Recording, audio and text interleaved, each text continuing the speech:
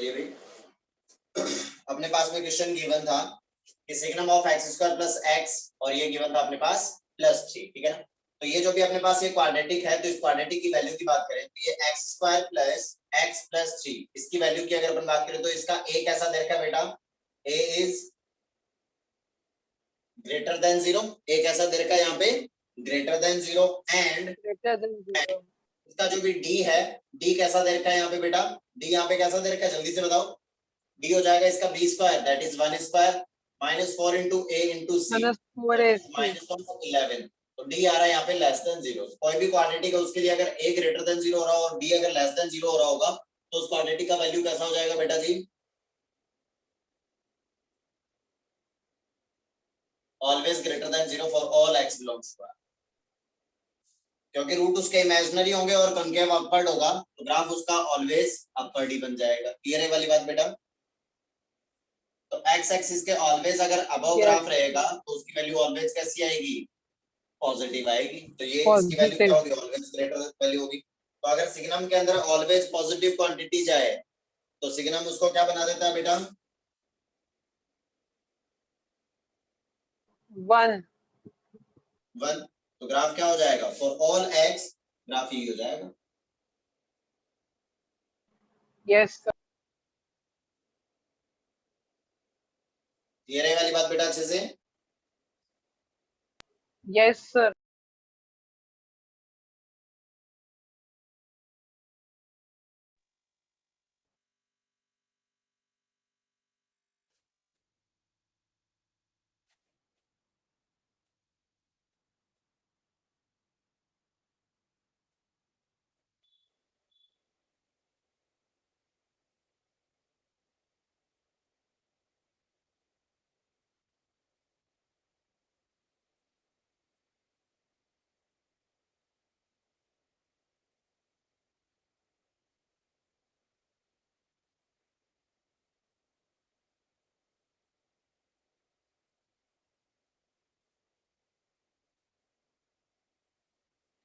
क्या क्या note down बेटा,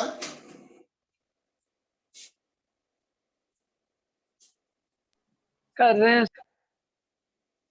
जल्दी से नोट डाउन करो बेटा।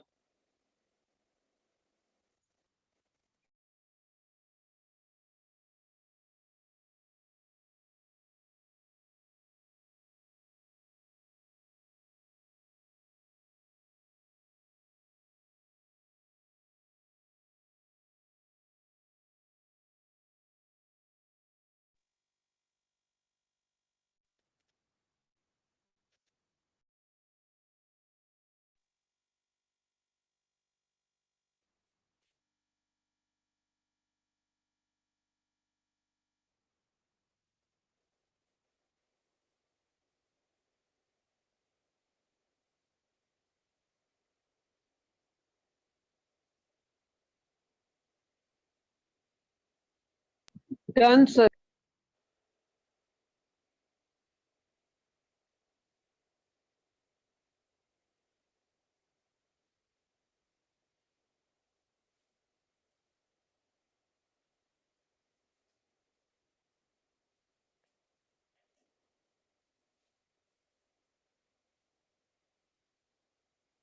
के बाद नेक्स्ट सेकंड नंबर जो क्वेश्चन है उसका क्या होगा भाई,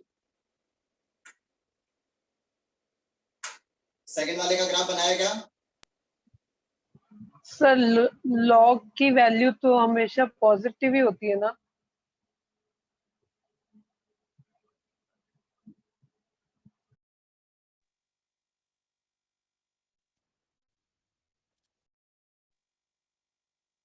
क्या होगा बेटा, सर लॉग की वैल्यू तो हमेशा पॉजिटिव होती है ना।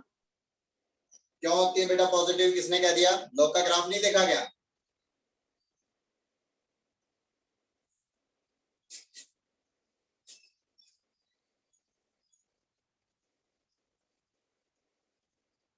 ओके। तो चलिए मैं ln(x) का ग्राफ बना देता हूँ, उसके अकॉर्डिंग फिर बताना कि क्या आएगा उसका।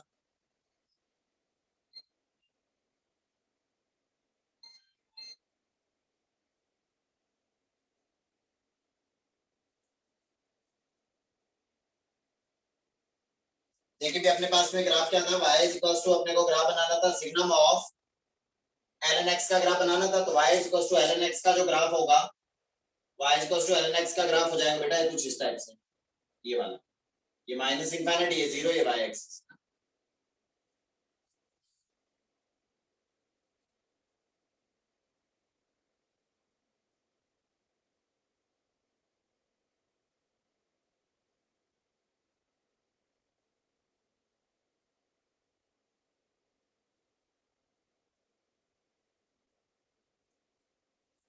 जल्दी से बनाओ इसका ग्राफ, देखो क्या आएगा।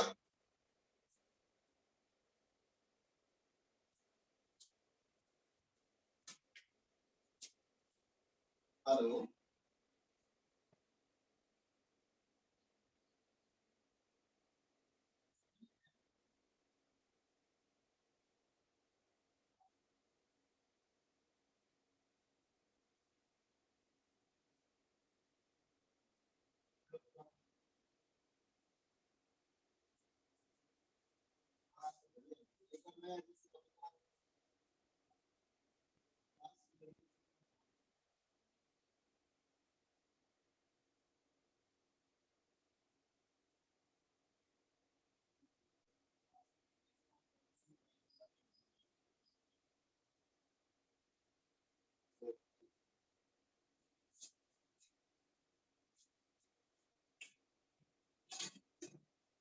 हो गया क्या भाई?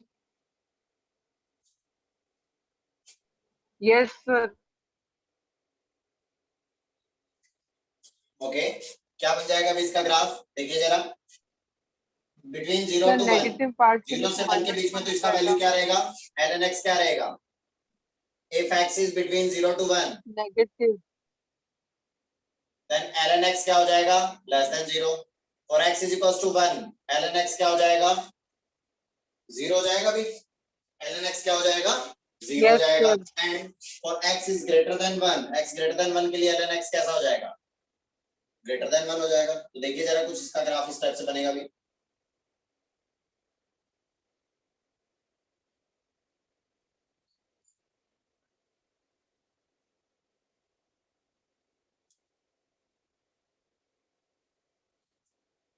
चलिए उसके बाद देखिए, 0 से when x is between 0 to 1, 0 से 1 के बीच में देखिए कैसी सिचुएशन बनेगी भी, ये 0 है और ये यहाँ की 1 है, 0 से 1 के बीच में नेगेटिव, ओके, ये लीजिए भाई साहब, 0 पे नॉट डिफाइन था और 1 तक क्या आएगा, नेगेटिव आएगा, 1 पे वैल्यू क्या चला जाएगा इसका, 0, तो सिग्नम के अंदर 0 वैल्यू जाएगा, तो सिग्नम 0 0 हो जाएगा।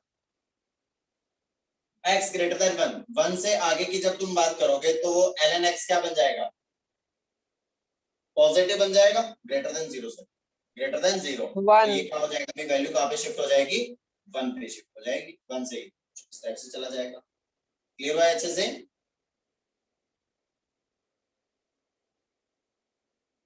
Yes sir. ओके,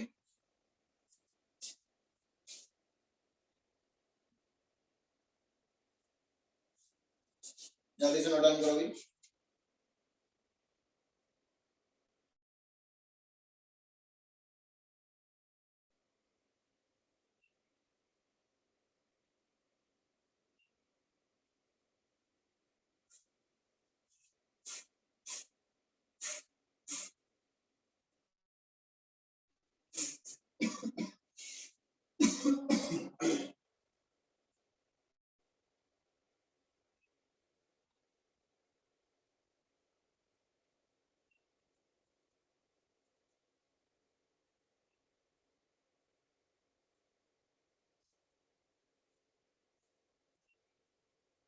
हो गया क्या? Yes sir. ओके, उसके बाद हेडिंग डालो, ग्रेटेस्ट इंटीजर फंक्शन, या जिसको अपन स्टेप अप फंक्शन भी बोलते हैं, ग्रेटेस्ट इंटीजर फंक्शन, या फिर जिसको अपन बोलेंगे स्टेप अप फंक्शन।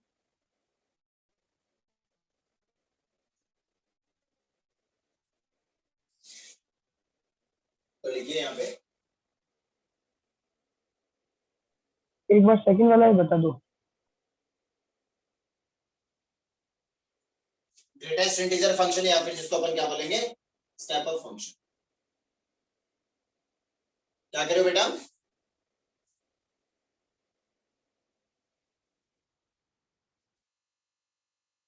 क्या कह रहे हो बेटा? Signum of cos x।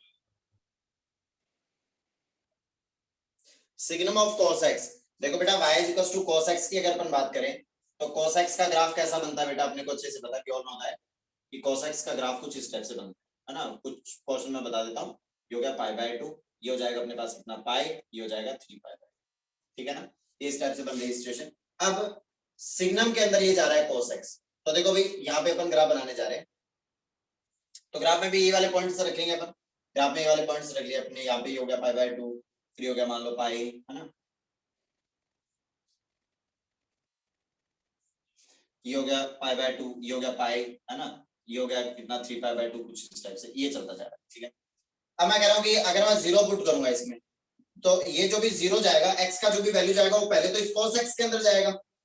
तो cos 0 की वैल्यू कितनी होती है, यहाँ पे आ जाइए। cos 0 की वैल्यू कितनी होती है 1। इसका मतलब जैसे ही इसमें मैं जीरो वैल्यू पुट करूंगा तो cos की वैल्यू कैसी आएगी 1। सिग्नम 1 क्या हो जाएगा,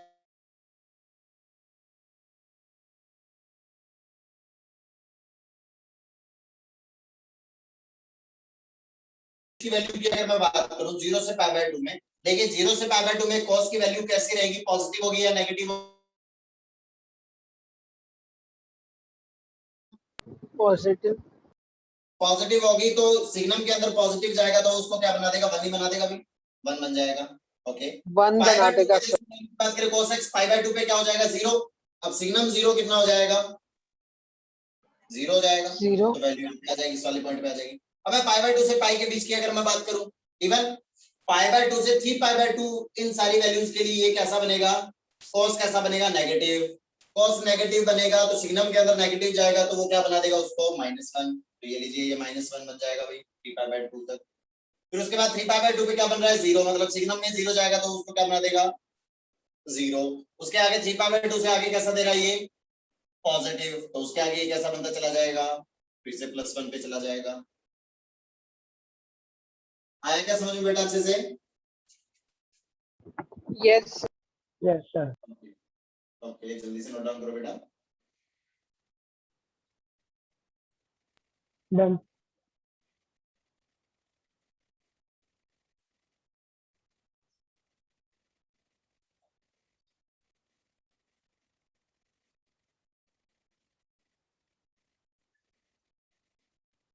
बढ़िया आगे बेटा।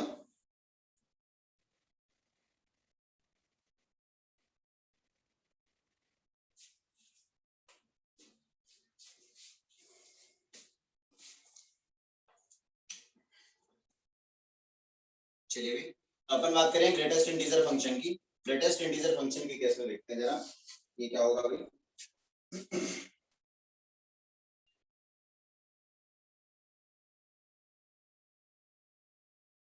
ग्रेटेस्ट इंटीजर फंक्शन के केस में लिखिए द फंक्शन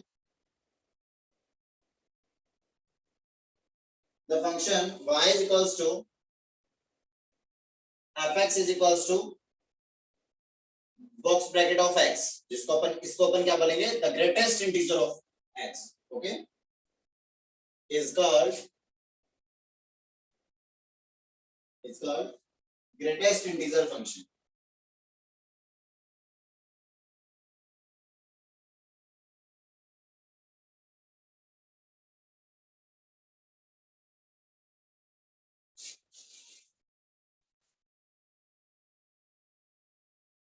फिर ये जो लिखा हुआ है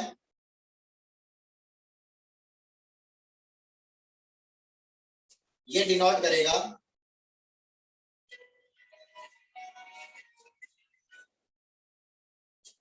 हेलो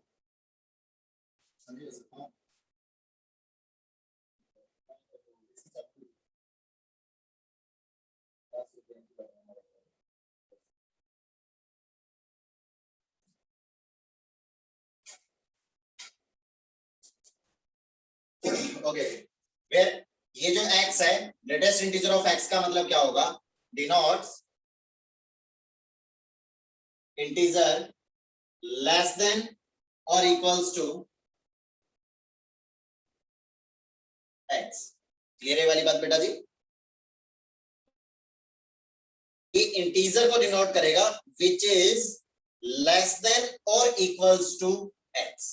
फॉर एग्जांपल जैसे उसने ये लिख दिया 2.7, तो इसका मतलब क्या हो जाएगा भाई 2.7 के इक्वल या उससे स्मॉलर जो इंटीजर है वो क्या होगा, तो ये 2.7 तो इंटीजर नहीं होता, तो इक्वल की तो बात नहीं हो सकती, तो इसका मतलब इससे स्मॉलर कौन सा हो जाएगा, दैट इज 2। ओके, -1.2 क्या हो जाएगा इसका ग्रेटेस्ट इंटीजर, -2 -2, बिल्कुल सही बात है।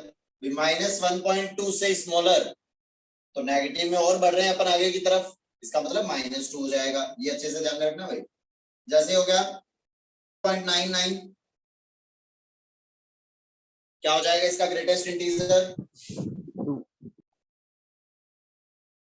2.99 के 2 इक्वल या उससे स्मॉलर इंटीजर क्या होगा, 2 2, ऑब्वियसली 2 होगा। क्लियर है वाली बात बेटा जी?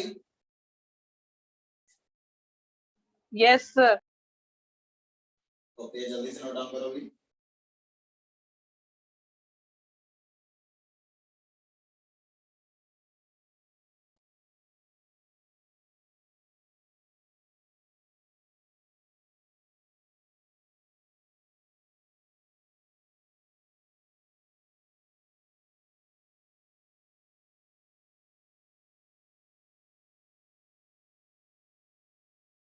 बढ़े क्या आगे बेटा? Yes sir. ओके, तो चलिए अभी इसको डिनोट कैसे करेंगे, इसको डिफाइन कैसे करेंगे, डिफाइन करके देख लेते हैं अभी।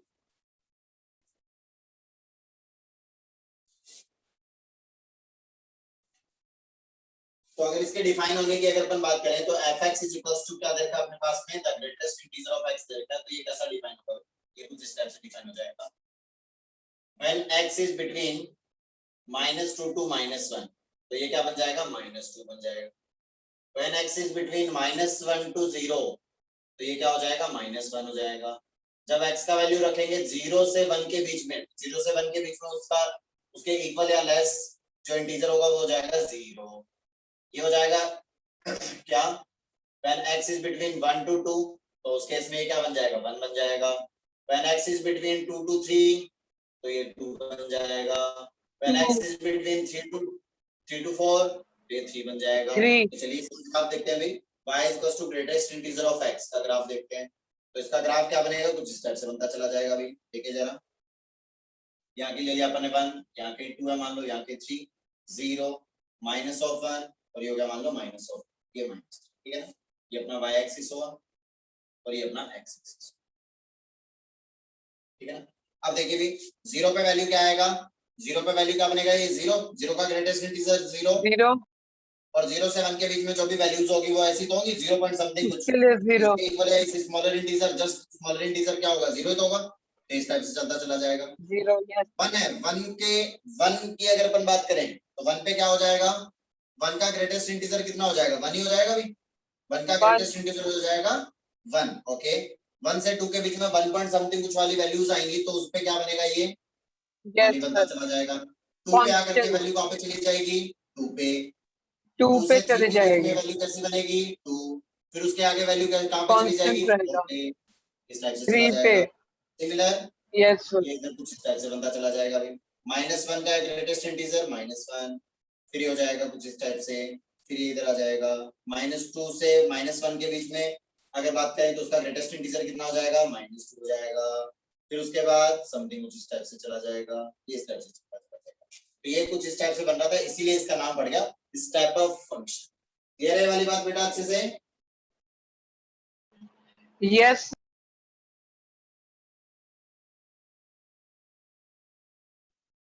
जल्दी से नोट डाउन करो।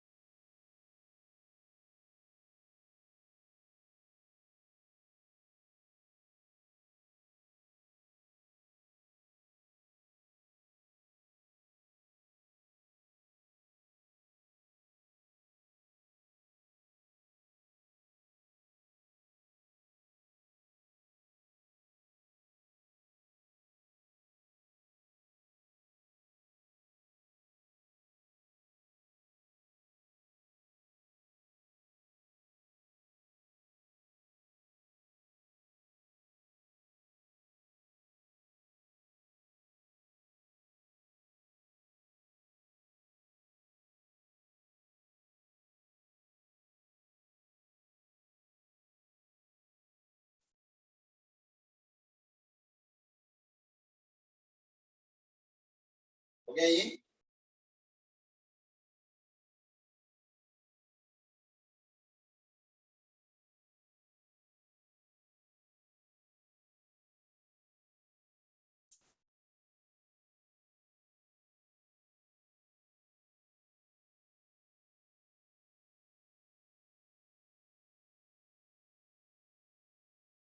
हो गया क्या नोट डाउन?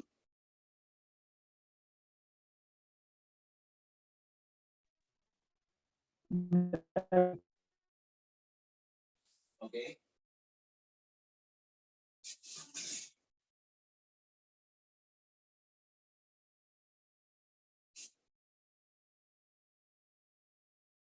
इसके बाद नेक्स्ट अपन बात करेंगे प्रॉपर्टीज ऑफ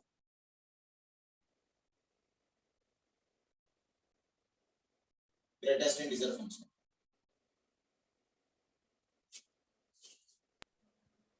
सर पुण्य की क्लास ढंग से, सर उसका नेटवर्क प्रॉब्लम है तो सर उसकी क्लास ढंग से नहीं आ रही है। कोई बात नहीं बेटा। Properties of greatest integer function.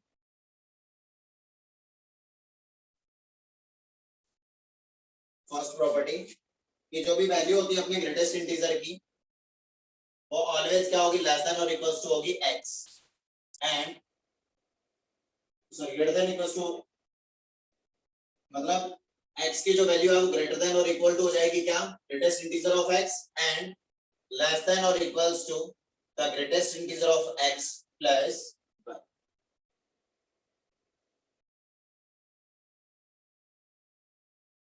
Equality नहीं हो पाएगी ना।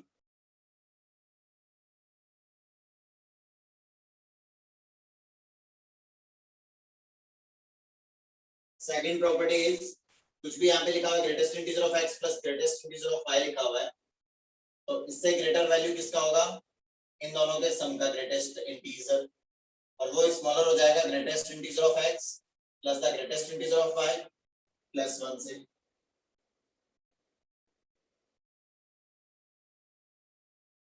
थर्ड नंबर और काफी important identity, greatest integer of x plus कुछ इंटीजर की अगर वो बात करें तो वो क्या हो जाएगा अपना greatest integer of x plus integer बाहर आ सकता है सीधे डायरेक्ट, फिर i जो है वो क्या है यहाँ पे इंटीजर है भाई। फोर्थ नंबर प्रॉपर्टी, अगर अपन ऐसा करें कि greatest integer of x minus greatest integer of x की अगर अपन बात करें तो ये क्या बन जाएगा, ये बन जाएगा 0 व्हेन x क्या हो जाएगा अपना इंटीजर, फिर x is belonging to integer and इसका जो भी वैल्यू है वो -1 हो जाएगा when x is not belongs to integer। okay, fifth number property, greatest integer of x plus the greatest integer of sorry minus है ना, minus greatest integer of minus x की अगर अपन बात करें ये क्या क्या बनेगा, ये बन जाएगा 2x when x is belonging to integer and साथ ही साथ ये क्या बन जाएगा भाई 2 into the greatest integer of x plus 1 when x is not equals to integer।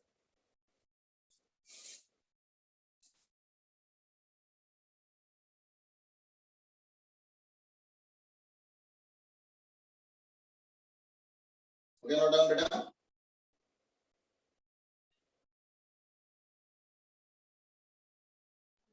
Sir इसमें सर सेकंड वाला समझ नहीं आया।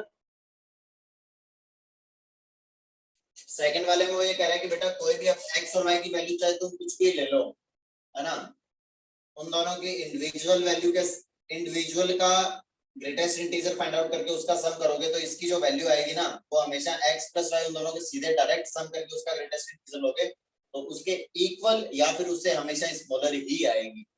फॉर एग्जांपल जैसे हमने x का वैल्यू ले लिया 2.1 और y का वैल्यू ले लिया 3.9, ये ले लिया, ठीक है ना।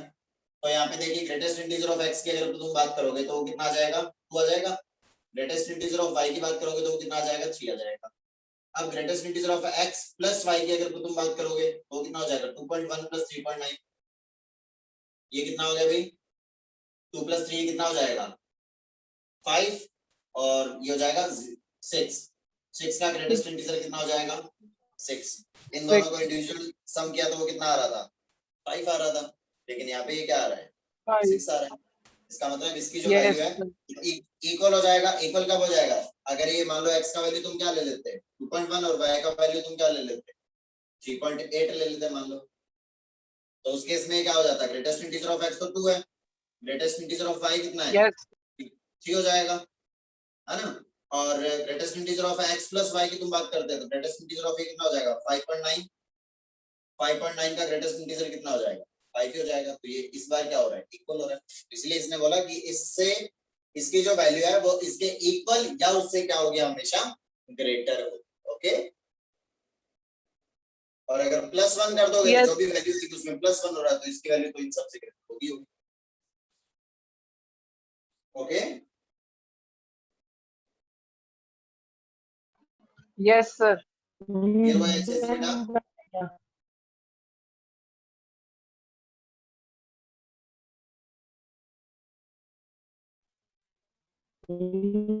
करना है क्या?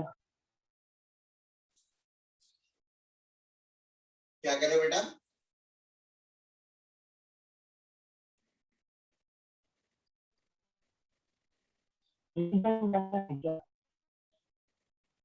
बेटा आवाज क्लियर नहीं आ रही तुम्हारी।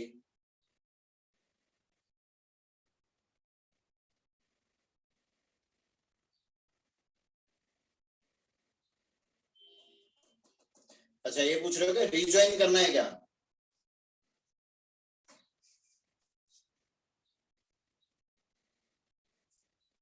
नहीं भी रीजॉइन करना नहीं है क्योंकि उसके बाद मेरी दूसरी क्लास है।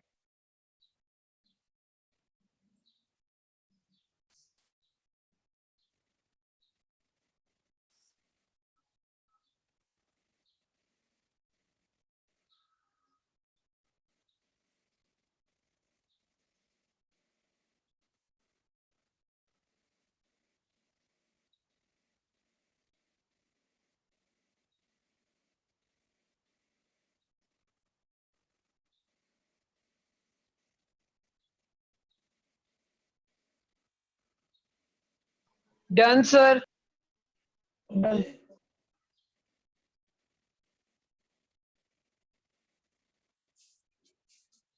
चलिए भी बढ़िया आगे।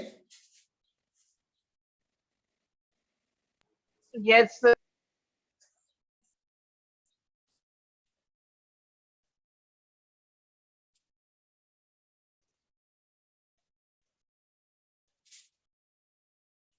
Next the property number 6। 6 number property में इसने बोला कि late n belongs to integer,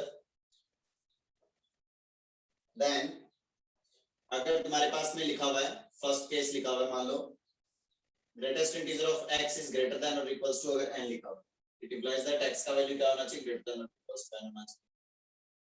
second number पे हो जाएगा ग्रेटेस्ट इंटीजर ऑफ x की तुम बात करोगे इज ग्रेटर देन n लिखा हुआ है, उसको तुम क्या लिख सकते हो भाई, उसको तुम सॉल्व कर सकते हो as x is greater than और इक्वल्स टू n प्लस 1 की तरह। Third number case greatest integer of x is less than और इक्वल्स टू n की बात कर रहे हो तो उसको क्या करोगे x को लेस देन और इक्वल्स टू बनाओगे क्या n प्लस 1। फोर्थ नंबर पे अगर अपन बात करें greatest integer of x is less then n की अगर तुम बात करोगे तो x क्या हो जाएगा यहाँ पे लेस देन n हो जाएगा।